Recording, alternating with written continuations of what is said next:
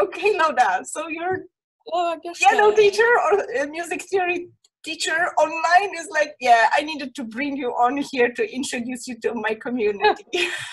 Hello, everyone. I'm Lona. Yes. And yes, I'm yeah, tell us the story. Yes, well, I teach piano online, which is something that about a year ago, maybe more like 18 months ago, I would have dismissed. I would have just, as a piano snob, I would have said, please don't even talk to me about that. And I also teach music theory, which is music theory is how music is put together. It's basically what you learn when you learn to become a composer ultimately. And I am both. I'm a composer, I'm a piano player, and I teach both things. And now I teach them online. And I always, I used to teach at university. I have a studio downstairs, but it's closed to the public because we're in the middle of a pandemic. Right. And so all of that now, everything I teach now is online, which when I really step back and think about it, really blows my mind. And frankly, if I hadn't been learning how to do this on Samba, I fear we would have gone under. Our ship would have sunk. And so it's been quite a story and quite a journey. Exactly. I'm really grateful that we started with that, because it seems that there's so many businesses that actually drowned during the pandemic. So many things shifted. And I was, 3 years ago when I started like teaching crochet online, people were like, what a crazy lady, like architect doing crochet online. Is she like, did she fall on her head? And now when the middle of, pandemic hit, that was the mainstream of my income, because everybody was sitting at home, getting crazy with being in lockdown. And it was the same thing for you, that basically this online saved your piano lessons, right? Absolutely. At the point that the pandemic hit, I had already tested in Samba 2 theory courses. So I decided I would teach music theory, which I thought was a lot easier to do because I'm not teaching an instrument. I could teach more conventionally with like lectures and slides. And so I thought it fit a little bit better. But then in March, when we went to online, I scrambled. I already knew from teaching theory what worked and what didn't. But this was quite a crazy ride, because you're talking about the difference between teaching adults online and then some of my really young kids are like, my youngest was 4 years old, and are having a lesson every week online. It was nuts. And then from there, I have a lot of 6 and 7-year-olds, so quite young children.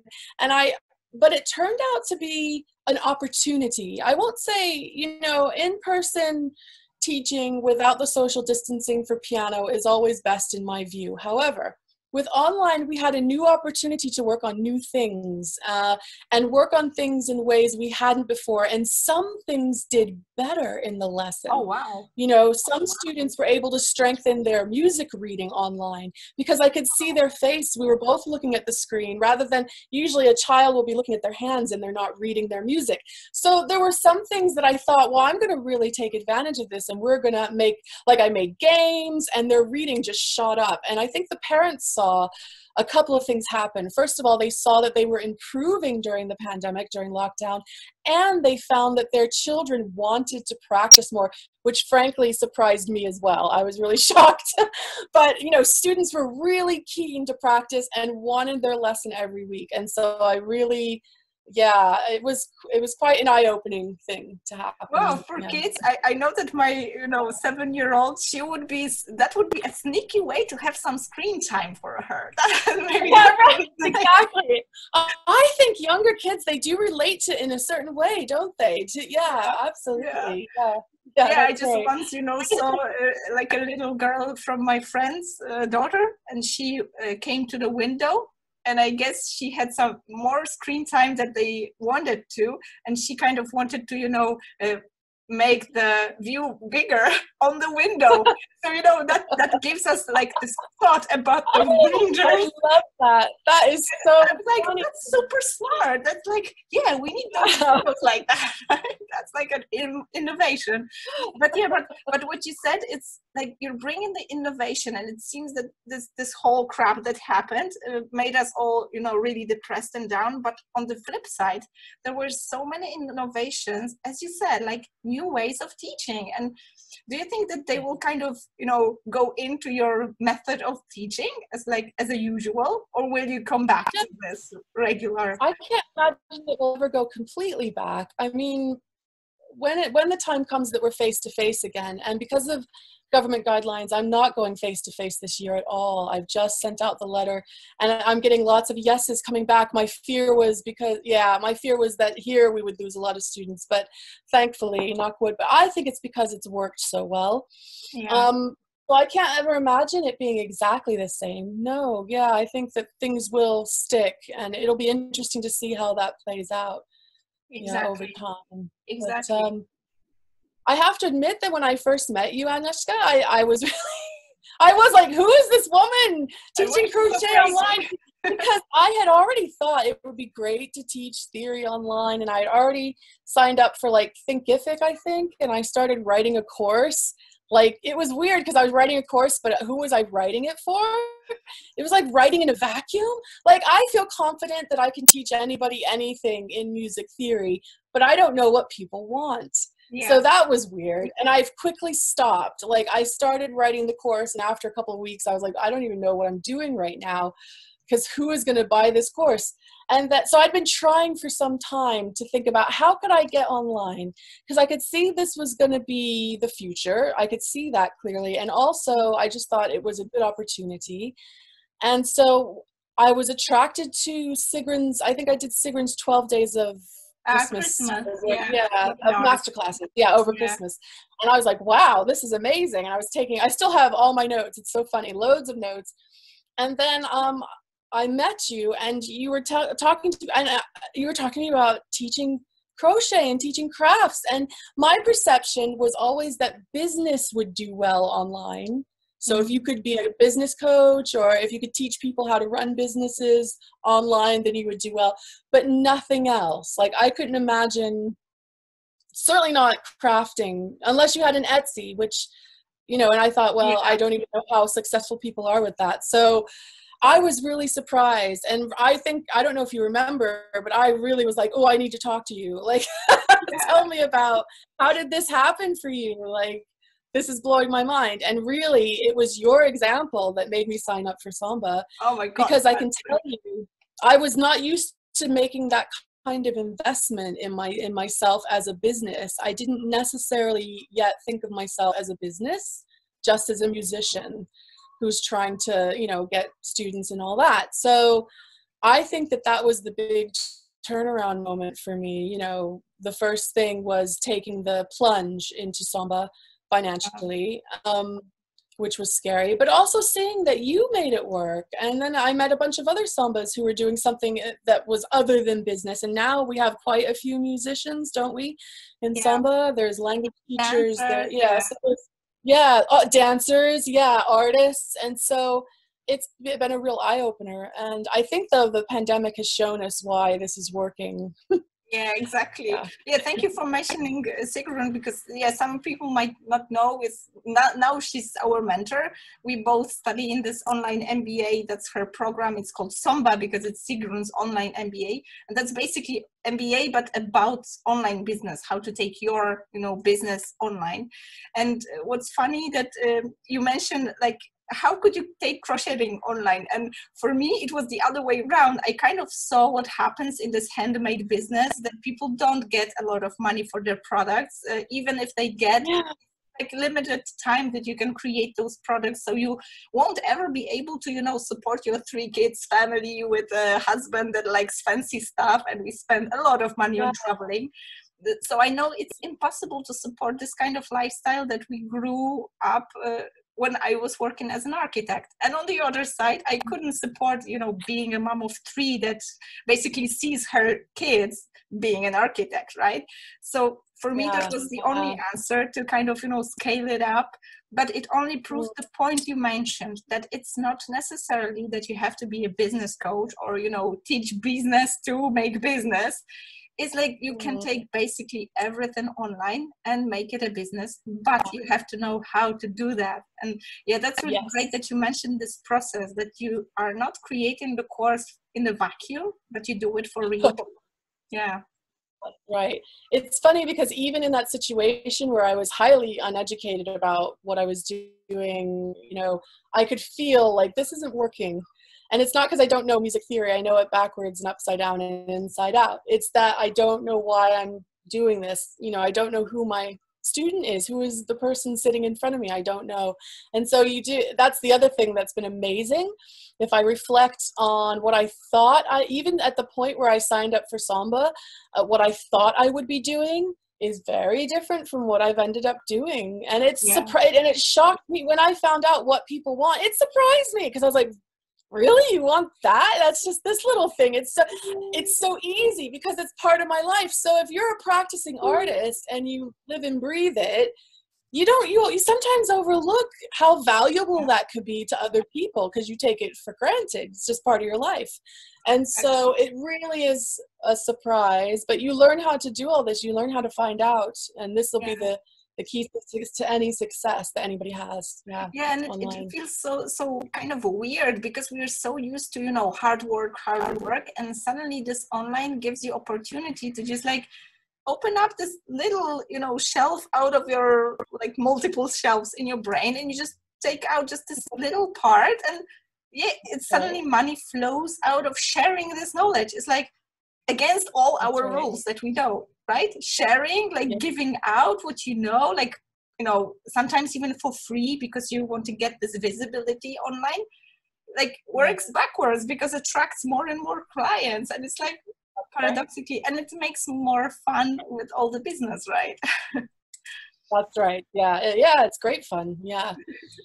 I know that at the beginning when we met, we actually started talking about this Polish group in Samba, because in Samba there's this international community because the whole program is in English, but then we have those language groups, and obviously I was having this ambition to have the Polish group running, and we made it happen. And obviously I approached Lona because she has this Polish sounding name. You know, there was so much fun about that because it turns out you also have Polish roots, but it's, you know, but those are only roots. And it turned out that in this Polish community, we have our common mastermind. So there is this time and space to discuss the ideas, even though, you know, you teach music or music theory. I'm from the different world, like this handmade world, and we've got language teachers, we've got coaches, and we've got even a specialist of design thinking. Everybody's doing something totally different, but this masterminding gives us this insight into our businesses that we would never, you know, have on the regular basis. That's right. Yeah. I have to say the Polish group is the group to be in. I mean, it's just so happening in there. The smartest ladies in Samba are in the Polish group. I'm not just talking about me. I'm really talking about... Yeah, we've got this pressure, you know, we invested so much because a dollar is, you know, Polish zloty is $0.25. So we want to squeeze everything out of this program. Yes, that's right. Yeah. But I mean, I have Polish heritage. So I'm an American living in the UK is part of my story, but my father's family, we're Polish, so I have the Polish last name, it's true. And but I don't speak Polish, sadly, but that hasn't been a barrier to being in the Polish group, so everyone is happy to speak English when I'm there. And the mastermind group, that group is really happening. I think that were it not for the Polish group in the first 7 months of Samba, I would have really been lost. It's easy so these little masterminds, they're really key. The little masterminds are key for sure. They're very, very useful. Yeah, because it's easy to, you know, go into the program and have this huge library with content and like, you know, take in this knowledge and take it in and do nothing. And finally, it's all about doing the thing, like implementing that and creating this. It's really fun that, I'm really grateful that we could talk. I have this, you know, like inner deep feeling that it's something that I owe to my fellow, you know, entrepreneur friends that kind of take a look at my Facebook profile, because I kind of feel that during this whole crap that happened, there were like more and more those, you know, pseudo authorities that would like to teach you how to take your business online. And when I saw this, you know, massive wave of disappointment, you know, people starting online and being totally, you know, no, it's not working for me, I said, yeah, I have to do something about it. And I said, yeah, sharing this story, like how we met and what we're doing, like something totally niched down, but it's, you know, working and bringing money and supporting our goals. That kind of feels, now I'm like bringing it back, what I was given, right? And did it change something for you? Like this everyday life and like doing the business online, did it change for good, or like, did it give you some insights? Oh, very much. So yes, actually for me, it had a profound effect, which really was completely unexpected, which is that at the end of the year, so I'm a pianist and I'm also a trained composer, and in my composition, in my composing life, my creative life, it's been hard for me. It's not so much a writer's block thing as much as it is like being so busy outside of not finding enough time for creativity, not finding space for creativity, because I'm always out teaching, and it's almost like I'm always giving out. And then when I'm done, I come home, my energy is sapped, I just like blah, I do nothing. And that's on me. I as you know, I have to figure that out. But Samba kind of helped me to do that, so much so that by the end of the year, I was starting to hear my music again, like in my head. Like it literally happened on the train one day, and I remember being so excited. Like we were on a trip to London at Christmas time. We were going to go and have fun, and I was like, no, I just want to work. I have to go get some headphones, and I have to work because it's all coming out here. And I really attribute that to Samba because of the way that I was working.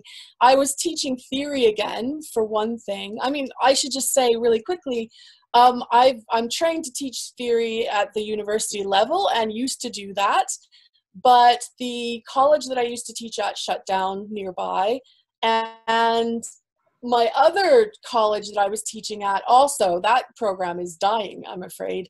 And so higher education is in a really bad place at the minute. So I hadn't done that. I'd just been doing the piano teaching business for like, I can't remember, maybe four years when I joined Samba, 4 or 5 years of just teaching piano. And I love teaching piano. I feel very grateful, but it took a lot of energy out of me, and it didn't allow a lot of time for creativity. And so because I was now teaching theory again, which again, it's about the architecture of music is theory. So you're getting into the big issues of how music works. Why does it work? How does it work? And that was leading to a certain engagement for me, and it totally blew open my creativity, and I was so excited, I can't tell you. And that was in December. And I think because with online, you manage your own energy in a very different way. You know, and now that I don't go to schools at all to teach piano at the moment, I'm totally self-sufficient. So it's kind of hard to explain, but yes, it changes. I almost have more mastery over my energy and over how my day goes.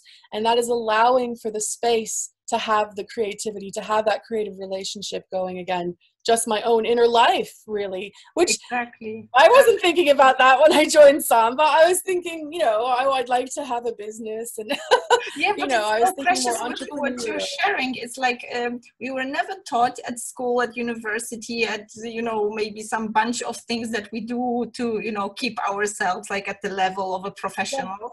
We're never taught that it's so important to work on our like mindset, our energy, our, you know, this craving for sharing knowledge. Like, especially as a teacher, nobody tells us how important it is to manage our own like well-being, right?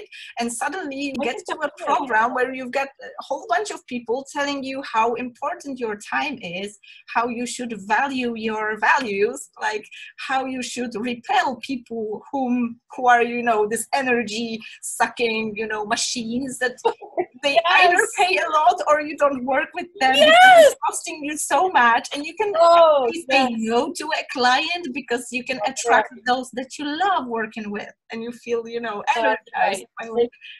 I remember it was your advice, Agnieszka. Like, I had this person wanting to work with me, and I was like, no, I've worked with this person before. And you said, because he wanted to work in person because he lived nearby and he knew that I lived nearby. And I was saying, I can't charge him that much. And you're like, yes, you should double that because he wants to work in person with you. And I remember just cracking up because actually you're right.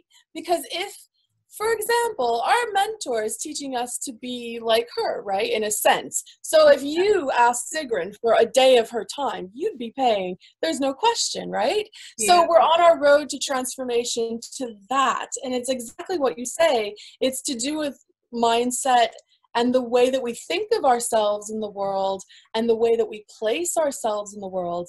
And I do think that if you're always coming, let's say, from a scarcity mindset, that means you're always going to be putting yourself in a position to not give back to yourself, to not have that energy, because you're always chasing, right? You're chasing after this thing because you feel the scarcity thing. And that's not, so to say, you imagine, I mean, my mother is a good example. Like, if she knew that I repelled someone on purpose, that she'd be horrified. She'd be like, what are you doing? But she wouldn't understand necessarily because she never went through a process where she was taught these things. So yes, I think in a way, the learning by doing actually leads you to these deeper intangible things that are so valuable that, they don't even have a price on them. They're that valuable, right? Exactly. And it just like my creative life. That, like, your creativity won't come out of tiredness. And it's like, you want business, not busyness, right? You just want this appearances of having business. You just want to earn money, to have like a moment for yourself, to relax sometimes. Exactly. And it's funny because it's important what you said, that there's with the music theory in Poland, it's also like musicians, they don't get a lot of money unless they're, stars or like celebrities, then they get a lot of money, but they're not taken care of with their, retirement or something like that. It's really like a really bad situation. And I kind of feel that for artists, it's really close to that, because it's obviously, the more popular, the more star, artist you are, the more you earn. But the reality is that majority of handmade artists, they don't earn as much as they want, even not mention want, but not enough to, support their lives. And I kind of thought that this online thing could be the solution, like scalable products or some kind of, patterns that you can sell apart from your handmade things. And when I started that, everybody looked at me like a crazy woman, especially when we dive into deep in Samba. There's this positive energy around everything. Obviously, we worry if we manage to earn money. The whole program costs so much that you've got this pressure to pay it off or something like that. But there's this whole bunch of positivity. And I some kind of feel that it attracts those people who are positive, that they want to buy things from you, not only because of the things that you have on sale, but just they buy your energy. They want to have it fun, have it nice. And it seems that nowadays it works this way. That's right. That is really the case. I had a student email me. It was such a strange email. So we had finished a 3-month course bundle, or no, it was longer than that. Sorry, about 5 months that we had together working on music theory. And she was so sad that it was ending. And she said, I'm addicted to you. And I read that because I remember the conversations we were having in Mastermind. Because you think to yourself, well, look, anybody could look up music theory on YouTube. And it's true. There are many videos just with that information for free. But the thing is, they don't have my framework. They don't say it the way I say it. They don't have the same, they probably don't even have the same vision that I do of what music theory is and what it means to teach it. And that really communicates. And people will pay for that. And I think that's another way of understanding what value it is that you have to offer the world. What specific value, not just what do you teach, but what are you bringing to people? And oftentimes it's much deeper than the thing that's on the surface. Exactly. Yeah. So, and I think that in the community, we very much talk about that. And I think you're right. The community aspect is so important because of having a network of individuals who understand this and also understand and are doing it with you, what it's like to go through the process of finding all of that out. And I think without those people standing next to me and without me next to them, I'm not sure it would happen a lot of times. So that's another sort of intangible in a sense, you know, but you could just chalk it up to community. But Exactly. yes, yeah. Exactly. It seems, Yeah, it seems so unreal when you think of it, like think that, okay, I could like sell my stuff online or like do this and that. And then suddenly when you like tell about it, like have somebody to share your craziest ideas, like would that shit work? Oh no, I don't think so. Like, and you suddenly have people like chipping in ideas that could kind of like put those puzzle all together, and suddenly you have this picture that that could actually work. And it's like you're generating those innovations like constantly, and then there's just matter of, you know, parking some ideas for later, not to get crazy. But it's true what you're saying. It's at that point it's easy to understand why we're just like, you know, smiling all the time. There's obviously we have those concerns, like our competition is looking at us, whether it's gonna, you know, be stealing of our, you know, ideas and things like that. But as you said, if somebody buys us for our energy, for who we are and how we convey the content, just like with crocheting, you've got a bunch of YouTube videos to, you know, learn that. But when people are buying what you are selling because the way you sell it, that's a whole different story. And suddenly the competition, like you can actually cooperate with competition, right? Because you're growing so much that sometimes you need some hand to handle your business, right? Yeah. And it's a good sign if there's competition, because if you're putting something out there and there's no one else doing it, that's actually a bad sign, isn't it? That maybe that's not anything anyone wants. Exactly. So it can be a little bit tricky with competition. It's funny about that, because at the minute I'm running a course and at least half of the participants are piano teachers like me. And so I guess in a sense they're like competition, but actually they want my resources. They keep bugging me. The course isn't even done yet. Oh, I would pay for them. Would you give those to me? And I'm like, wait, I'm just in the middle of making this course. Like, yes, but later. I kept saying, we're going to have to wait until after the course is over because we're not done yet.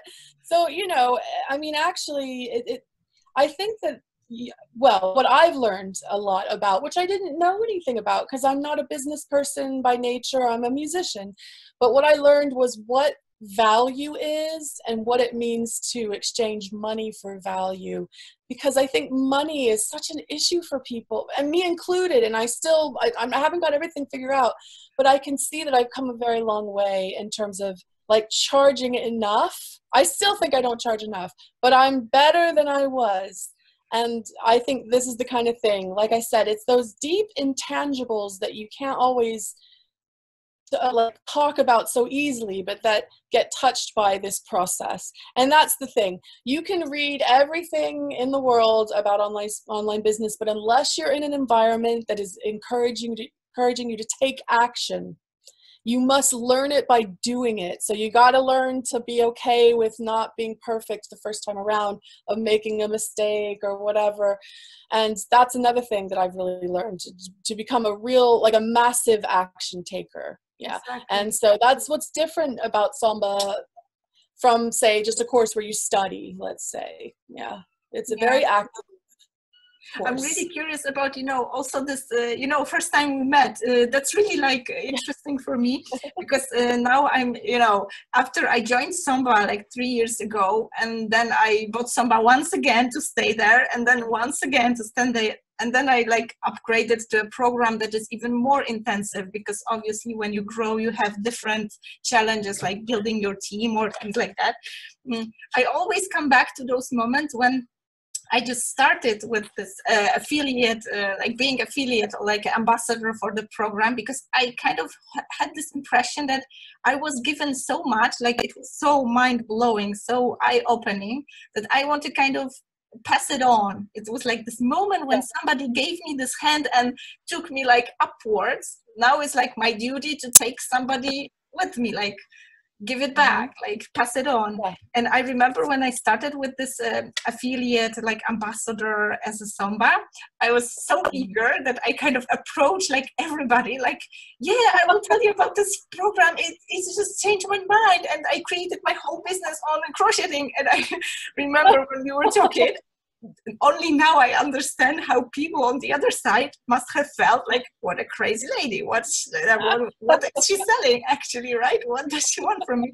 Yeah, I'm really curious about your experience, because that might actually, you know, help those people that I sometimes approach. So sorry if I approached you too quickly. So I think that I was asked, I think that I heard you talking about your crochet, and that's when I was like, what? Because, you know, I had tried other things and I'd been around, and so I was sort of figuring out, and I was like, yeah, okay. And then I think you told your story about the crocheting, and then my eyes were like glued to the screen, like, who is that? And I think I asked you some questions, and then I think you might have sent me a friend request, and because I didn't recognize your name, and it just always depends on what mood I'm in. I'll either say yes or no, and I was in a no mood, and I just like no, and and then I think we had some more conversation. I was like, oh wait, I think, and I sent you a message saying, I'm so sorry, I didn't realize that was you that sent me a friend request. Yeah, I remember that. No, but I appreciate that. I didn't find it offensive or anything like that, because I think I was so interested in your story, because it really took me by surprise. It really did. Yeah, that's really precious, because I sometimes, you know, I have this, we are used to having this positive energy in the program. So it's like everybody's so kind and like so supportive. If you have a bad day, there's always somebody to like push you in the butt and tell you, you don't cry, you just do it, right? And it's okay. Yeah, that's right.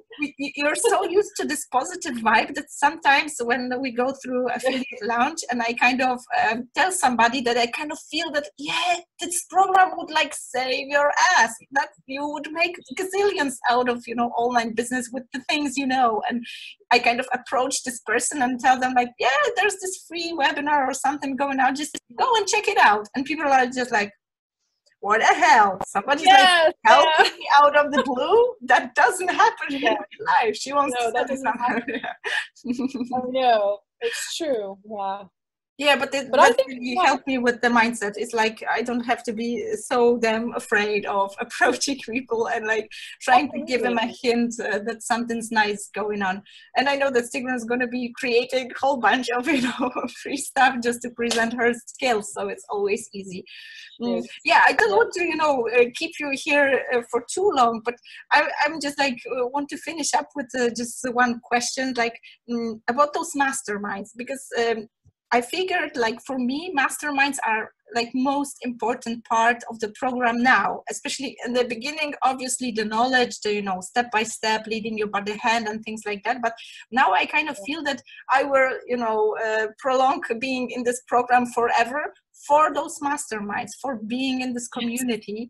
And now when I have people like jumping to the program through me, like me as an affiliate, it's always that I add on this extra masterminding together.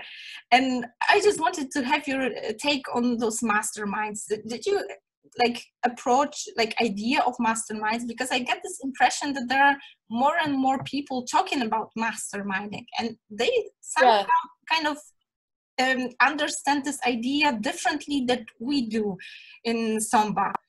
Did you come across that? What's like kind of, you know, masterminding for you? What does it mean, like masterminding for you? I didn't know what it meant going into it, but I would imagine, well, the way I can speak to how it works in the program. And masterminding, I think, is really an opportunity for you to come in if something's on your mind or something's happening that week in your business, that you can talk about it and get the impression of others in the group, you know, ideas or feedback or advice even. And so it's kind of like putting heads together. So it's not just you figuring it out, it's other people as well, and they're on different points along the timeline, aren't they? Yeah. So that can be useful as well, especially to a brand new person. I remember that being very helpful. Definitely. I took paid notes, even if somebody else came in with a problem and I maybe didn't even know what they were talking about. Not kidding. Like, I'd be like, what's an email list? You know, I'll just write it down. One day I'll know, you know.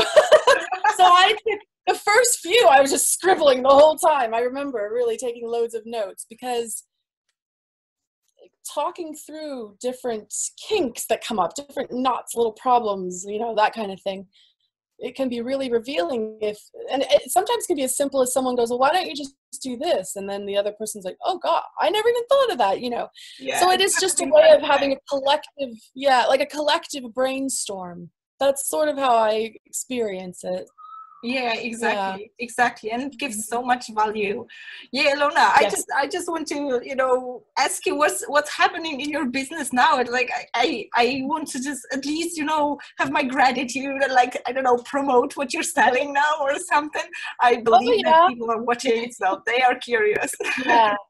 Well, at the moment, my business has taken a bit of a shape. So I am right now building my entry level of my business, I would call it, and I'm going to be offering sort of like a 12-week program where you're working on your musicianship. So no matter what instrument you play, we will be working on what I would call applied theory. So understanding chords and rhythms, you know, stuff like that, but not in an abstract way, not in some kind of intellectual way. It's more like playing. So you know, I'm dripping like chord exercises and rhythm exercises that people do as a daily practice. Oh, wow. So I'm giving practice advice. Basically, I'm structuring everyone's practice around concepts. So I do give a theory lesson at the beginning of the week, but it's light. It's not, as I say, it's not like a deep dive, and you're meant to apply that knowledge right away so that you can be a good sight reader of music, so that you can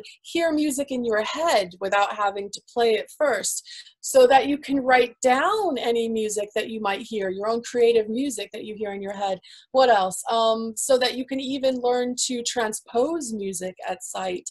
And so at the minute, I'm running a course that I will marry with another. So these are all free courses to begin with, because that's the great thing, is that you do get an opportunity to test. And it sounds crazy, but how excited am I to be offering a free course? That sounds nuts. That's true. But it works. Believe me, it works really well, in fact, because you find out what works and what doesn't. And you also attract clients. And you also figure out, who do I work well with and who do I not serve well? Because if you waste your time on people that you just can't help for whatever reason, then you're wasting time and money and energy. So it's a very good process to go through. And in May, that's right, in May, I did a free workshop about sight singing, which is somebody puts a piece of music in front of you and you can just sing it without playing your instrument.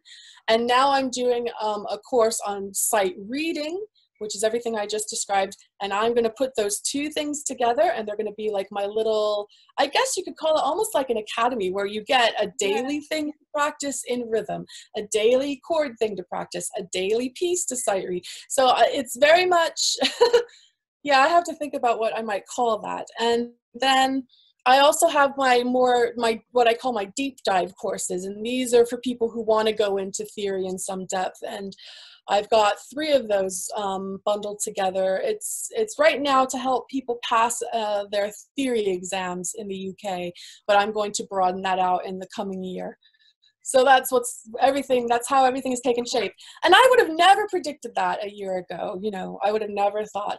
And then but what did it? This is interesting, is the fact that I had the piano school on Skills together to do this sight reading class, and it was hugely popular. People were really into it. So, and I would have never predicted that. So yeah, you learn what best to do by doing. Yeah. You learn by doing. But that's totally anyway, crazy. I kind of feel that, you know, even your competition watching you, they are probably thinking, yeah, I'm going to get hired soon. Yes, right. Maybe I might need to start building a team soon, because it is getting to be a lot. So yeah, I hope that the video will help like some VA that is feeling that, yeah, I want to work with a person with that kind of vibe, that she's going to approach you, or he's going to approach you, like, for your energy, because it's contagious. I just can imagine, you know, those people that are studying at your, you know, future academy or in your courses now. I believe that this pleasure of taking knowledge out of you, like with this energy, with this fun, with this, you know, regular approach, not like, you know, academia, you know, this approach. It's like turning down all those obstacles to the process of acquiring new skills, right? Yeah.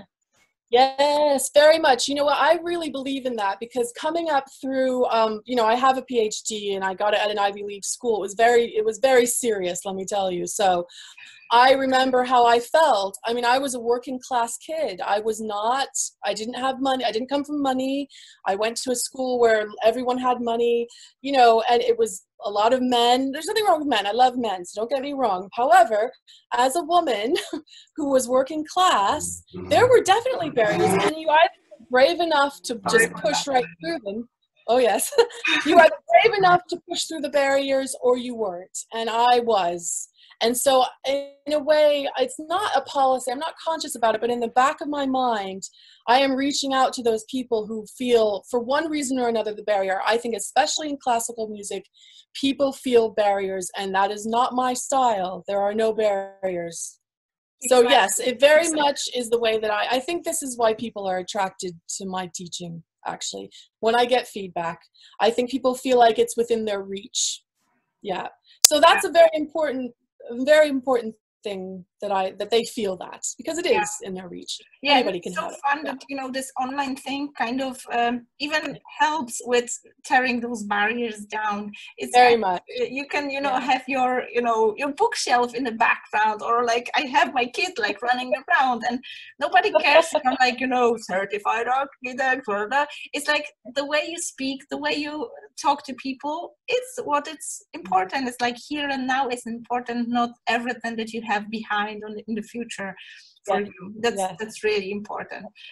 That's really beautiful message to finish with, like having this thought that, you know, everybody can do it, and it's not so undoable, but it's just that you have to have tools to take it online, and not to get discouraged by, you know, people who try to teach how to make business online when their only business is, you know, teaching business without doing business. Right. Yeah.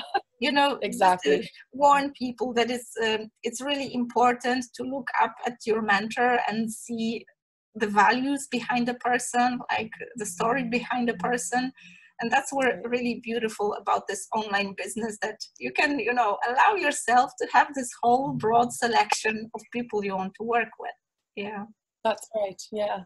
Thank you, Lona, for today's. I hope that I didn't, you know, work you out too much, but I'm really grateful for this talk. Thank you. I'm so happy that I met you, because I think if I hadn't have met you, Agnieszka, I'm not sure I would have taken the leap. So thank you so much. Likewise, it's like constant inspiration, and I'm so glad that we already met in, you know, this upgrade program. So it shows that together, when we stick together and help each other, it's always easier to, you know, jump into this next level. So precious. Thank you so much. Thank you.